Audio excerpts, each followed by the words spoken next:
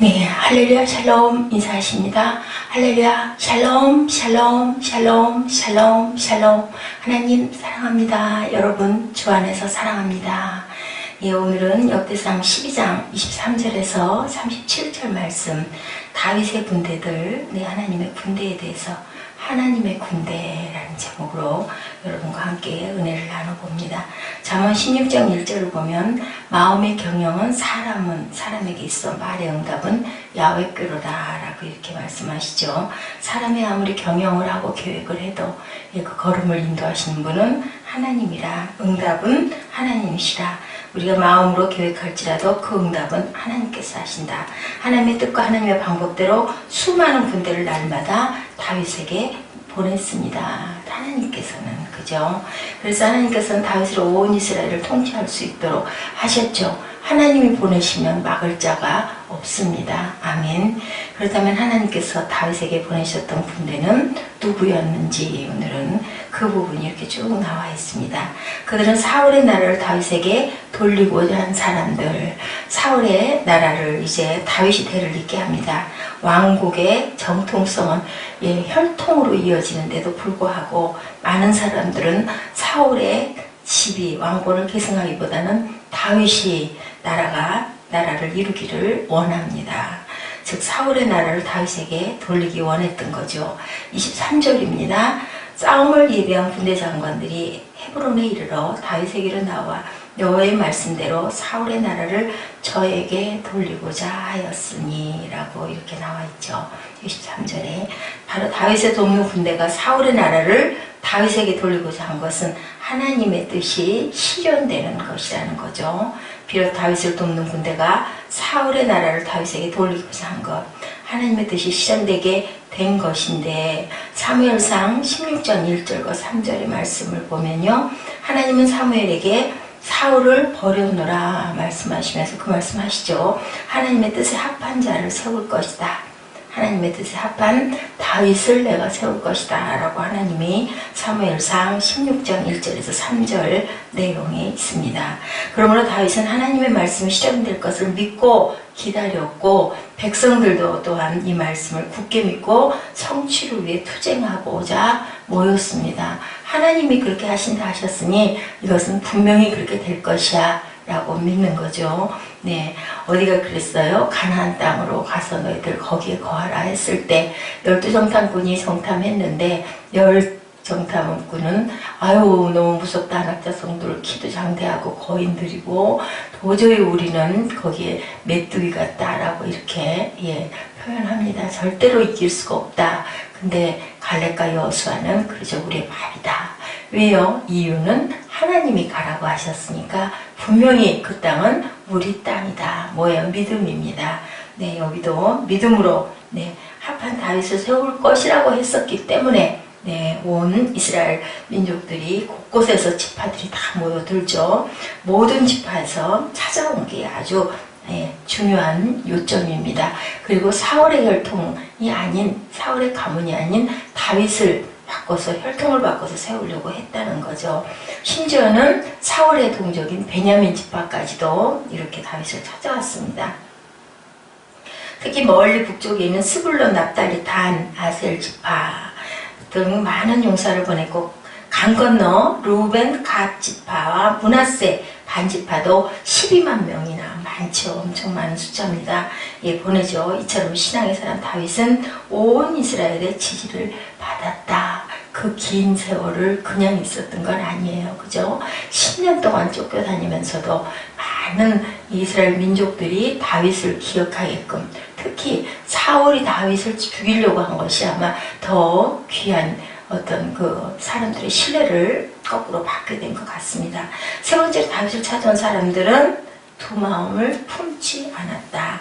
다윗을 찾아온 사람들은 얼마 전까지만 해도 사울을 모시던 백성들이었고, 사울에 의해서 그 정치를 받던 그런 백성들인데도, 사울을 위해 싸웠던 사람들이었는데도 그 그 다윗에게 돌아온 후 그들은 절대로 두 마음을 품지 않았다라고 이렇게 나타나 있습니다.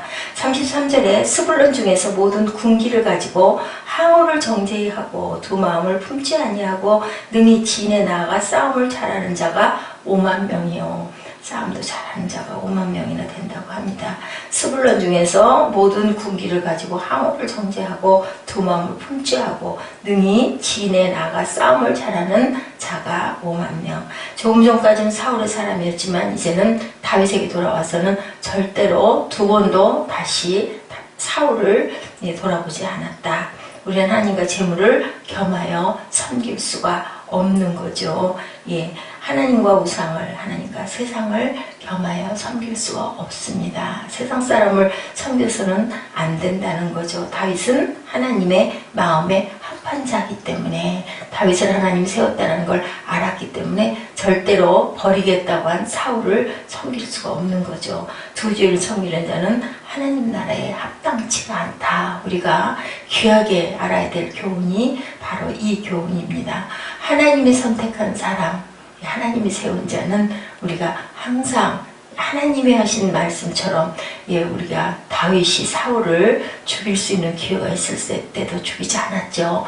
왜요? 하나님이 하실 일이니까. 그것은 내 주권이 아니다 라고 이렇게 순종하는 아주 겸손한 다윗의 마음입니다.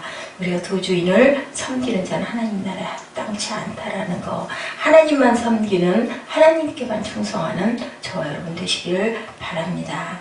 예, 예수께서 이르시되, 마태복음 22장 37, 8절의 말씀을 우리가 한번 대입해 봅니다.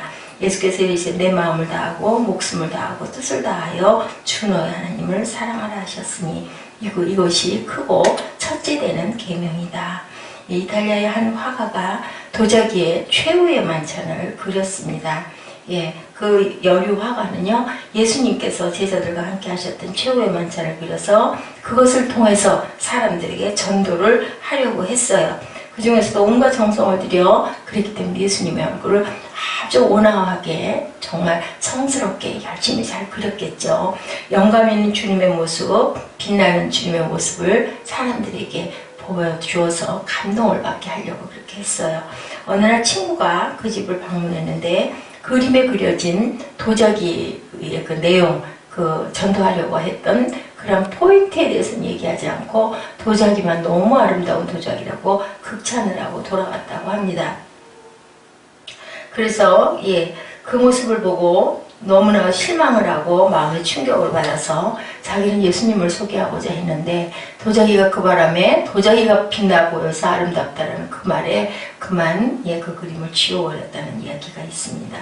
예수 그리스도의 아름다움이 드러나는 것이 아니라 엉뚱하게 도자기만 드러났다는 거죠. 근데 그 아름다운 그림이 있었기 때문에 도자기가 더 드러나지 않았을까, 저는 그런 생각도 듭니다. 우리에게도 이와 같은 용기, 그죠? 그 아름다운 도자기, 사람들이 그렇게 극찬하는 도자기면 그거 값으로 받아도 얼마를 받을 수가 있을 수도 있는데 내 뜻은 그것이 아니었으니까 예수님을 드러내게 하려고 했는데 결국 도자기만 빛나게 됐으니까 하고 그 도자기의 그 아름다운 그림을 지워버릴 수 있는 용기, 돈도 명예도 어떤 직책도 다 필요가 없다라는 거죠.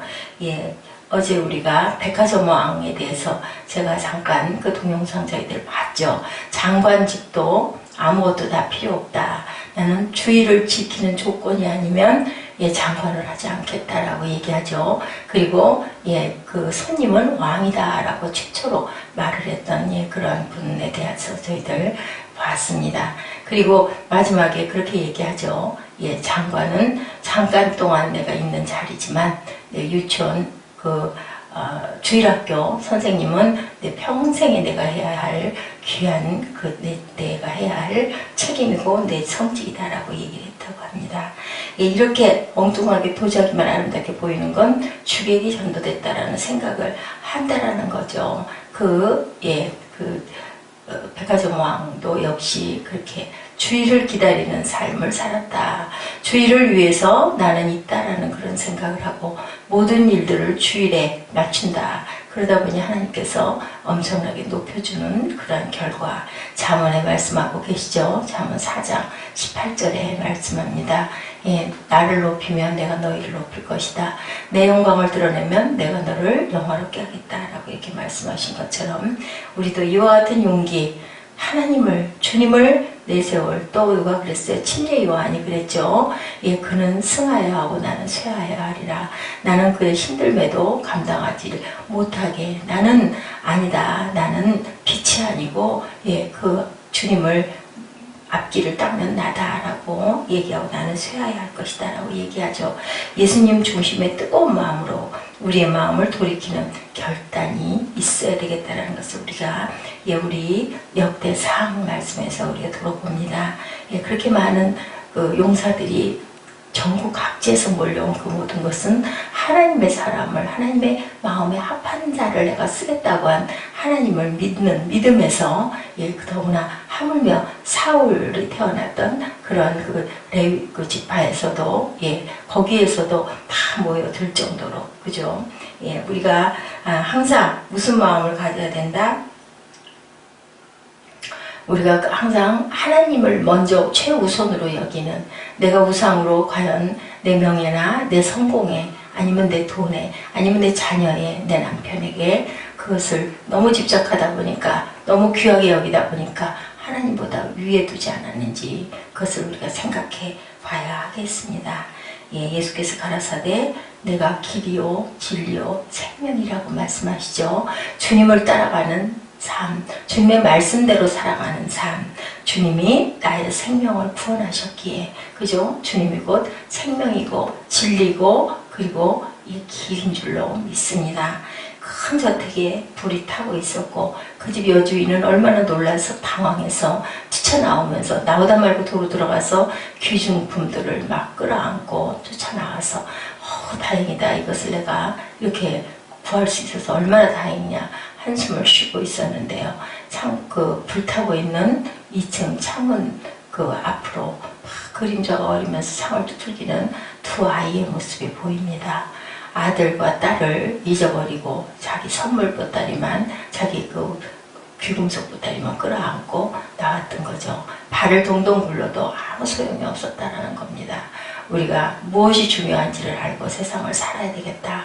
생명보다 귀한 내 자녀를 놓고 나온 거죠. 무력에 눈이 어두워서 그만. 얼마나 안타까운 일입니까? 우리가 이런 삶을 살고 있는 것은 아닌지. 내가 오늘 하늘과 땅을 불러 너에게 증거를 삼노라. 내가 생명과 사망과 복과 저주를 내 앞에 두었은즉 너와 내 자손이 살기 위하여 생명을 택하고 내 하나님 야훼를 사랑하고 그의 말씀을 청종하며 그를 의지하라. 그는 내 생명이시여 내 장수이시니 야훼께서 내 조상 아브라함과 이삭과 야곱에게 주리라고 맹세하신 땅에 내가 거주하리라. 이렇게 말씀하고 있습니다. 우리가 주를 의지했을 때, 주님이 우리의 생명이 되셨을 때, 아브라함과 이삭과 야곱에게 주리라고 맹세하신 땅에 내가 거주하리라. 이 말 뜻은 땅에서 잘 살리라라는 그런 뜻이죠. 주 예수보다 귀한 것은 없고, 그죠? 주 예수보다 귀한 것은 없네. 이 세상 명예도, 이 세상 행복도 바꿀 수 없네라는 그런 귀한 찬송가가 있죠. 보못에 근무하던 버벌리 슈아라는 한 월급쟁이가 있었는데요. 미국은 극심한 불황으로 회사마다 혹독한 구조조정과 임금 삭감이 있었다고 합니다. 어느 주일 아침 찬송가를 연습하기 위하여 피아노 앞에 앉았는데요. 회사 문제로 인해서 좀처럼 마음이 안정되지가 않고 찬송가를 칠 수가 없었다고 합니다. 시아가 그런데 그 순간 건반 위에 작은 종이 쪽지 하나를 발견해서 읽어봅니다. 주에서보다 더 귀한 것은 없네. 이 세상 부귀와 바꿀 수 없네. 그것은 어머니 레아 밀러가 괴로워하는 아들을 위해 적어놓은 시였습니다. 어머니는 아들이 삶의 우선순위를 분명하게 정하기를 원한 거죠. 또한 내 하나님이 너를 바라보고 계신다라는 그런 마음의 뜻도 있었을 것 같습니다. 세아는 이 시를 읽고 크게 충격을 받았습니다. 그리고 이 시에 곡을 붙여서 찬송을 만들었죠. 이 곡이 바로 그 유명한 주 예수보다 더 귀한 것은 없네. 통일찬송가 102장이죠. 우리가 하나님보다 더 사랑하는 것이 있으면 그것은 우상 숭배라는 것입니다. 이 시간에는 무엇보다 하나님을 우리가 무엇보다 하나님을 더 사랑하고 있는지, 하나님의 말씀에 우리가 순종하고 있는지, 우리 눈에 바라 보이기에는 아닌 것 같이 느껴도 정말로 우리가 하나님 말씀이 하나님 뜻을 깨달아 알고 그대로 그 길을 가고 있는지, 돈 물질보다 하나님을 더 사랑해야 되겠죠. 자녀보다 하나님을 더 사랑해야 되겠죠. 부모보다 하나님을 더 사랑해야 되겠습니다. 남편이나 아내보다 하나님을 더 먼저 사랑해야 합니다. 예, 이렇게 우리가 하나님을 사랑하는 마음을 가지고 있을 때 물은 내게 오는 자가 자기 부모와 처자와 형제와 자매와 더욱이 자기 목숨까지 미워하지 아니하면 등이 내 제자가 되지 못한다. 누가복음 14장 26절이죠. 내 이름을 위하여 집이나 형제나 자매나 부모나 자식이나 전토를 벌인 자마다 여러 배를 맺고 영생을 생속하리라. 이르시되 내가 진실로 너에게 이르노니 하나님의 나라를 위하여 집이나 아내나 형제나 부모나 자녀를 버린 자는 현세에 여러 배를 맺고 내세에 영생을 받지 못할 자가 없다라고 이렇게 말씀하고 있습니다. 예, 신약의 말씀을 저희들 한번 오늘 말씀에 대입을 해봤죠. 마태복음 22장 37절에서 38절 예수께서 이르시되 내 마음을 다하고 목숨을 다하고 뜻을 다하여 주 너의 하나님을 사랑하라 하셨으니 이것이 첫째 되는 계명이다. 예, 우리가 다윗을 섬겨 이스라엘 나라의 대표로 삼으려고 했던 그러한 많은 지파의 그 백성들, 그리고 또한 아주 용감한 그 대장들, 용감한 용사들 모두가 다 어땠어요? 하나님의 마음에 합한 자인 다윗을 하나님께서 원하셨기 때문에 사울을 패했기 때문에 사울 쪽은 돌아보질 않았다고 합니다. 우리가 두 마음을 품지 않고 무엇보다도 하나님의 뜻이 무엇인지 알고 살아가는 그러한 삶이 되기를 주님의 이름으로 축복합니다. 기도하시겠습니다.